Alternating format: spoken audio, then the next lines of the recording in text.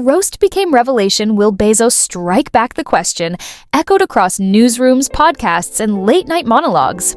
But behind the jokes and viral memes, there was a darker undertone, because when Megyn Kelly dared to call the richest man on Earth a walking penis, she did not just launch a jab at his appearance, she punctured a carefully crafted image of invincibility.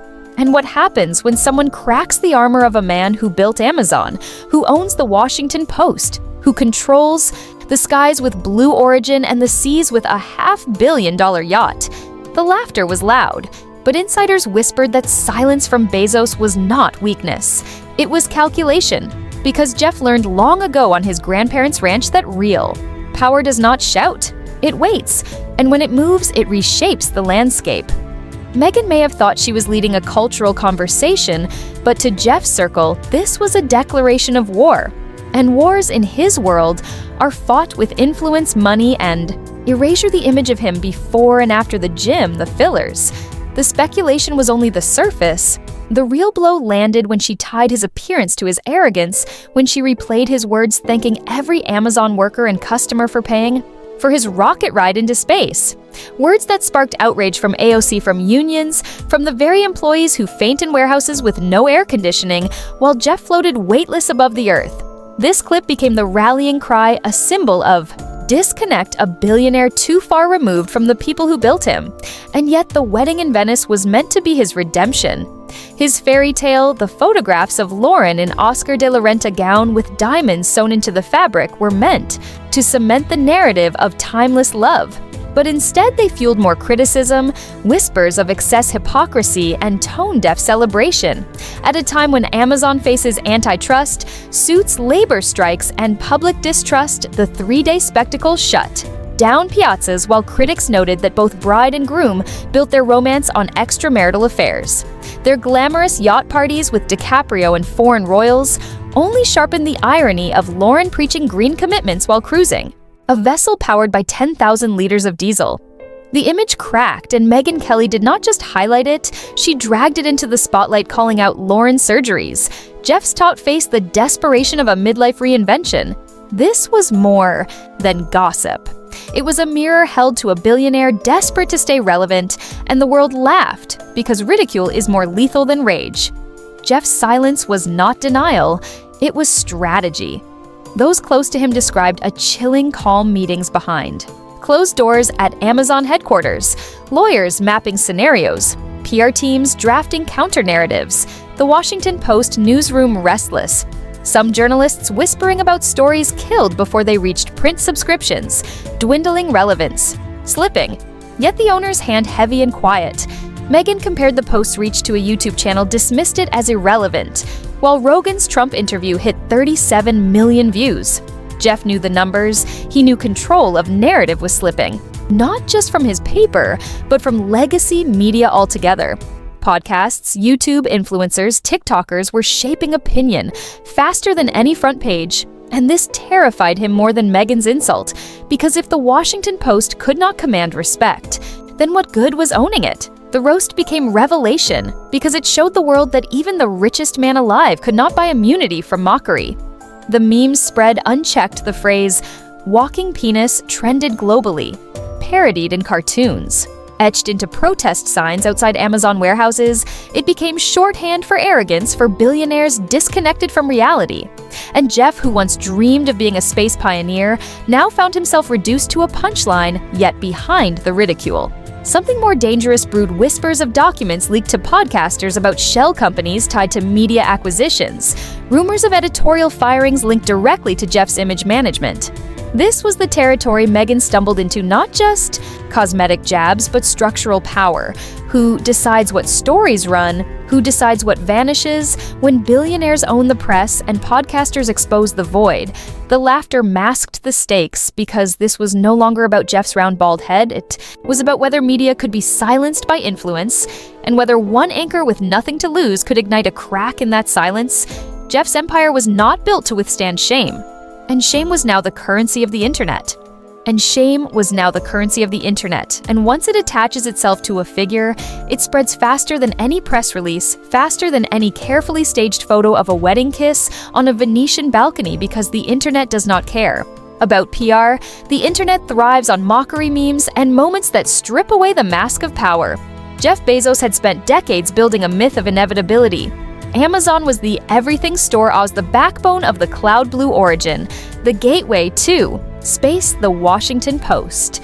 The voice of truth, but all of it could be undone by a viral clip. A phrase repeated millions of times until it defined him not as a visionary, but as a caricature. And insiders whispered that this was his deepest fear. Not losing money, but losing narrative control because wealth can protect assets, but it cannot buy respect once the crowd turns, and Megyn Kelly of all people became the unlikely spark she had weathered. Her own storms ousted from networks mocked for controversies.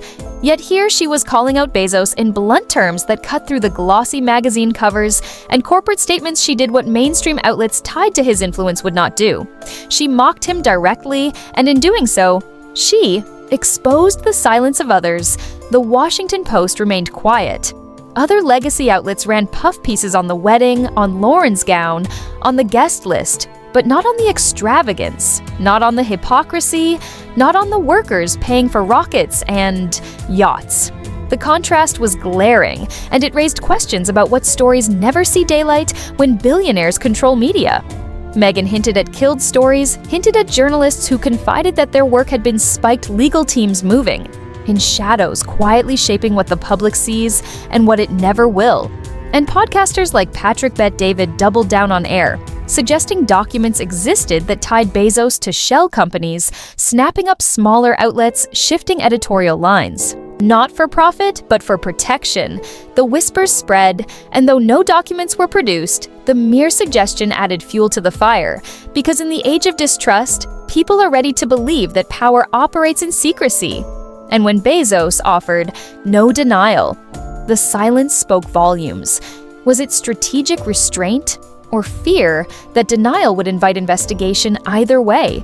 It allowed the narrative to grow unchecked. The memes piled higher.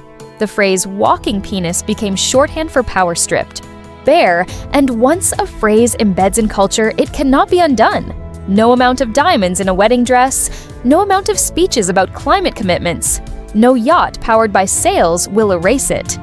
Jeff faced not a financial crisis, but a cultural one. And culture is the true currency of power. His gym-sculpted frame, his designer tux, his diamond ring proposal. All of it looked suddenly desperate, not triumphant because the audience no longer believed the myth, and once belief cracks everything. Elsfall's workers questioned why their sweat built his wealth while he floated above the earth. Politicians questioned why one man held so much sway over commerce, and media critics questioned why his romance was spun as fairy tale when it began. In betrayal and through it all, Megyn kept pressing her podcast episodes, unpacking every layer. Her co-hosts laughing, her tone a mix of humor and disgust. And the audience devoured it, millions of views clips circulating on Twitter, TikTok, Instagram, the internet choosing ridicule over reverence and behind closed doors. Bezos' world trembled, advisors asking, should they respond? Should they sue? Should they flood the internet with counter-narratives, or would that only magnify the insult? Jeff himself, reportedly furious, yet eerily calm, noting that storms pass. But others insisted this was different. This was not a headline. This was a meme. And memes live forever. Once they stick, they cannot be erased, only replaced. And Jeff had nothing strong enough to replace it. The wedding, the yacht, the speeches about climate, all rang hollow against the simplicity of a joke. And that was the revelation for all his billions. Jeff Bezos could not outspend ridicule. He could not buy back dignity once it became comedy. He could not buy back dignity once it became comedy. And that truth rattled deeper than any lawsuit or shareholder revolt. Because comedy strips away fear comedy, reduces kings to fools, emperors to clowns. And when the richest man alive becomes the punchline, it is no longer about money, it is about relevance. Jeff Bezos, who once stood as the embodiment of modern ambition, now found himself compared not to titans of industry, but to memes of cartoon characters mocked for his head shape, his taut skin, his transformation that seemed too abrupt, too sculpted, too unreal, and Lauren, once positioned as his glamorous partner, now became collateral. Her own beauty dissected her surgeries, criticized her face, described as deformed her transformation. Seen not as aspirational but tragic and addictive, the fairy tale recast as a cautionary tale of vanity and excess. Their wedding no longer a symbol of love, but a parody of privilege. Critics dug deeper, questioning not just their image, but their motives. Was Lauren a partner? Or a ladder? Was Jeff a husband or a sponsor? The narrative split in tabloids, podcasts, and underground media channels, while legacy outlets stayed largely silent, tied by ownership, influence, or fear, but silence spoke loudest, because people noticed what was not said. They noticed the puff coverage of the wedding, but the absence of labor questions. They noticed the glowing profiles, but no mention of the affair origins. They noticed how critical voices lived only online outside of legacy media structures. And it reinforced what Megyn Kelly suggested, that Bezos had become a puppet master, shaping the conversation not by persuasion, but by omission. And omission became the loudest evidence, every unanswered question felt like confirmation. Every pulled article, a signal that the truth was too dangerous to print, and in the vacuum podcasters thrived. Rogue voices became trusted sources. Audiences turned to them not for polish, but for rawness. And Jeff, the man who built Amazon on efficiency, scale, and inevitability, was now losing control of the very commodity he valued. Most information, the memes were relentless, edited photos of rockets beside his head, captions mocking his speeches side by side, comparisons of his past and present face, millions of shares, each one hammering away at the image he had so carefully crafted, and the silence from his camp only amplified the sense of guilt, because in the internet court of opinion, silence equals admission and admission equals defeat. Megyn Kelly had become not just a critic, but a cultural weapon, her words looping across timelines repeated by millions. She had struck a blow that traditional journalism could not, because she had no ties to Bezos, no fear of lost access, no editor to silence her. She mocked freely, and in mocking, she legitimized the mockery of millions. Jeff Bezos had become a case study in how quickly power can turn fragile when image collapses, and image was always his true fortress, more than money, more than rockets, more than yachts. Image was his shield, and that shield now lay shattered shards reflecting not admiration, but scorn. Shards reflecting not admiration, but scorn. And scorn spreads faster than wealth, because wealth builds walls while scorn seeps through cracks. Jeff had always believed that control was his advantage, that buying assets, buying companies, buying headlines would insulate him, but the internet cannot be bought. The internet only feeds on authenticity or on mockery, and he had become the latter, the very workers. He once thanked sarcastically in his space speech, now weaponized that clip, remixing it into songs, chants, and protest videos outside fulfillment centers. It became an anthem of exploitation, a billionaire thanking the underpaid for his joyride into the cosmos. Politicians latched onto it, amplifying the disconnect unions played it at rallies. And every time Jeff tried to pivot to climate commitments or philanthropy, it was drowned out by that loop. Thank you to every Amazon employee. Thank you to every Amazon customer, because you guys paid for this. The irony was inescapable, and it fused. With Megyn's roast to form a cultural storm, a storm no PR campaign could weather, because culture had shifted. He was no longer seen as a visionary, but as a villain, and Lauren, who once represented glamour, only added to the spectacle.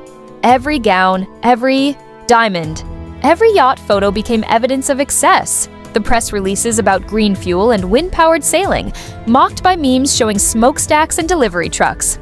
The more they defended, the more they looked detached. Insiders whispered of panic in Jeff's orbit lawyers, warning against legal retaliation, because discovery could expose more journalists, noting that silence was safer than denial, because denial invited digging and digging risked revelations. But silence also ceded ground, and the ground was collapsing beneath him. Megyn kept striking, describing his wealth as stomach, turning his wedding as a delusion, his appearance as desperation, and audiences nodded, laughed, and shared each clip. She had nothing to lose. He had everything. to protect, and that imbalance made the blows land harder because power is brittle when it depends on silence. And Jeff's power depended on silence of employees, of journalists, of politicians tied by donations and influence.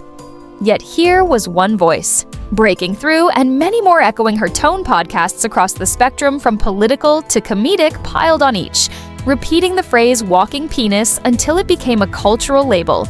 Jeff Bezos, the walking penis, not the founder of Amazon, not the space pioneer, not the owner of the Washington Post, but the meme, and once a label sticks, it erases decades of branding no matter how carefully constructed his empire looked, suddenly vulnerable, not to competition, not to regulation, but to ridicule. Because ridicule corrodes legitimacy, and legitimacy is the foundation of influence when leaders are laughed at their commands, lose weight, their decisions lose reverence, their image loses value. And Jeff now faced that erosion in real time. His wedding, once planned as a crowning image, became a cultural turning point, mocked for excess, criticized for hypocrisy, dissected for optics. And instead of control, it symbolized loss. Loss of narrative, loss of respect, loss of the myth of invincibility of the myth of invincibility, and that loss cannot be calculated on a balance sheet because it is not dollars evaporating but authority dissolving. Jeff Bezos had always believed he could outbuild, outspend, outlast. But here he was, watching his reputation chipped away, not by regulators, not by competitors, but by laughter. A force he could not contain. The roast had become revelation, the revelation had become contagion, and contagion had become a cultural truth. Jeff was no longer untouchable. He was mockable, and mockable is fatal in an age where perception equals power. Megyn Kelly did not need documents, did not need insider memos. Her blunt words pierced through the facade, and once pierced, the wound spread wider. Every late night, host riffed. On it, every meme account multiplied. Every commentator from politics to pop culture latched onto it, and the silence from Jeff only hardened the impression that he had no defense. Because how do you fight a joke? You cannot sue it. You cannot silence it. You cannot buy it once it belongs to the crowd. It belongs forever. His advisors whispered about shifting strategy, about rebranding around philanthropy, or climate, about showcasing humility. But humility cannot be staged, not after decades of arrogance, not after rockets funded by sweatshops, not after billion-dollar weddings flaunted before workers on food stamps. Lauren continued to smile, continued to post glamorous snapshots, but every post fueled the fire, more proof of detachment, more evidence of vanity. And the internet did not forgive. It fed on it. Each image repurposed as parody, each headline reframed as hypocrisy. And Jeff watched as the empire he built remained financially intact, but culturally bankrupt, because culture once lost cannot be bought back, and culture is what defines legacy. His name once meant innovation, now meant indulgence. His image once meant ambition, now meant arrogance. His story, once sold as inspiration, now mocked as desperation. The question was not whether Bezos would survive financially, but whether he would ever reclaim relevance, and for the first time in his career, that answer seemed no, because the roast had become bigger than the man. It had become symbol of everything people resented about unchecked. Wealth about media silence, about cosmetic reinvention, about hypocrisy dressed as virtue. It was no longer about Jeff's head shape or Lauren's surgeries. It was about the system they embodied, a system of money, power, and image built on the backs of those who would never touch a rocket or wear a diamond-sewn gown. Megyn Kelly lit the match, but the fire burned because the world was ready to watch it burn. And Jeff Bezos stood in the center, not as pioneer, not as titan, not even as villain, but as spectacle. A walking reminder that power without respect is fragile, that image without authenticity is doomed, that even the richest man on earth cannot silence laughter once it turns against him.